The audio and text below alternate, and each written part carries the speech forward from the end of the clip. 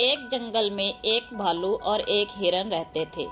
दोनों बहुत पक्के दोस्त थे। दोनों साथ में मिलकर हर दिन खाने की तलाश करते और साथ में ही खाते। एक दिन दोनों खाने की तलाश में अपने जंगल से बहुत दूर निकल गए। वहां उन्हें एक तालाब दिखाई दिया।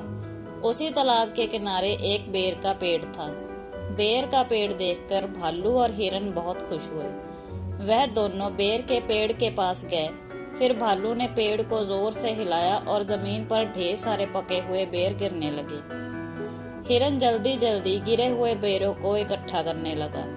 उसी बेर के पेड़ पर एक चिड़िया का घोंसला भी था, जिसमें चिड़िया का एक बच्चा सो रहा था और चिड़िया दाने की खोज में कहीं गई हुई थी। बेर का पेड़ जोर से हिलाने के कारण चिड़िया का बच्चा घोंसले से बाहर तालाब में गिर पड़ा और डूबने लगा। चिड़िया के बच्चे को डूबता हुआ देखकर उसे बचाने के लिए हिरन तालाब में कूद गया, लेकिन हिरन को तैरना नहीं आता था। इस वजह से वह भी तालाब में डूबने लगा। हिरन को डूबता हुआ देखकर भालू भी तालाब में कूद गया और उसे चिड़िया के बच्चे और हिरन दोनों को डूबने से बचा लिया।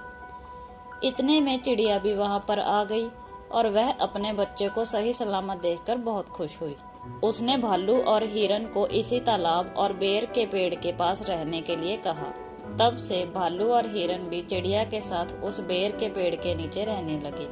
कुछ ही दिनों में चिड़िया का बच्चा बड़ा हो गया। चिड़िया अपने बच्चे के साथ जंगल में घूमकर आती थी और भालू और हिरन को जंगल में किस पेड़ पर फल लगे हैं इसकी जानकारी देती थी। इस तरह भालू, हिरन और चिड़िया मजे में रहते और खाते पीते। सीख: हमें किसी का बुरा नहीं करना चाहिए। अगर हमारी गलती से किसी को परेशानी होती है तो उस गलती को सुधारना चाहिए और मनमुटाव दूर करने चाहिए। एक दूसरे की मदद करनी चाहिए। धन्यवाद।